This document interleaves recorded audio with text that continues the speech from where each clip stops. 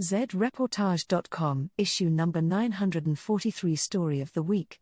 War and Peace, Ukraine's Impossible Choices. By Zuma Award-winning photographers in Ukraine Svet Jacqueline and Madeleine Kelly.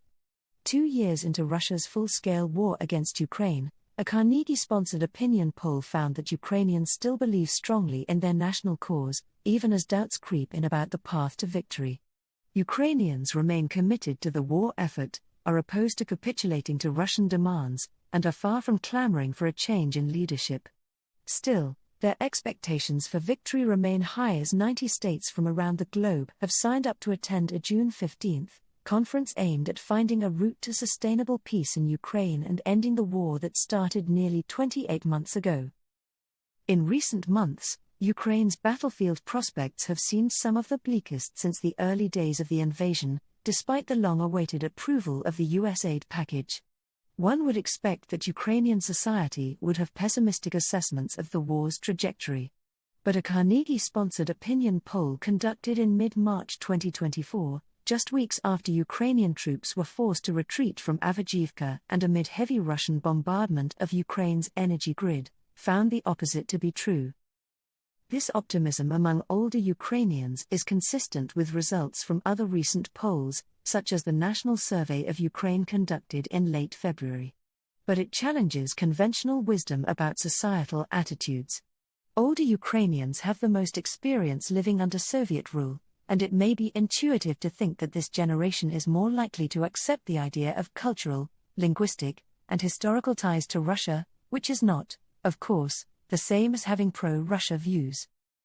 Other polls from the past 2 years have shown hints of this phenomenon. The oldest generation is least likely to support removing the Russian language from official communications in Ukraine, is most likely to identify as citizens of the former Soviet Union, and is most likely to believe that Ukraine and Russia used to be brotherly nations.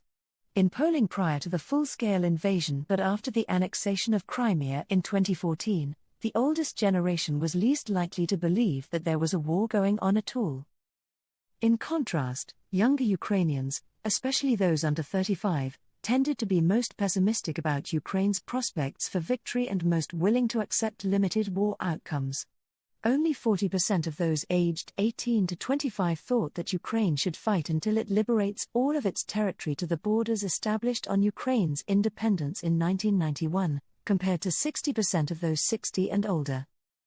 On the surface, these results may seem surprising. Other polls have shown young Ukrainians being more optimistic about Ukraine's prospects in the long term. And over the past decade, younger Ukrainians have been at the forefront of demanding that their leaders reform the country and move it toward Europe. Ukrainians remain committed to the war effort, are opposed to capitulating to Russian demands, and are far from clamoring for a change in leadership. They also understand the importance of self-reliance in Ukraine's long-term defense strategy. Still, their expectations for victory remain high. Ukrainian and Western leaders would be wise to communicate clearly about what is achievable on the battlefield and under what circumstances a more intensified diplomatic process could meaningfully pave the way for a just and lasting peace. Text by Nicole Gonick and Eric Sierra Mella, CarnegieEndowment.org.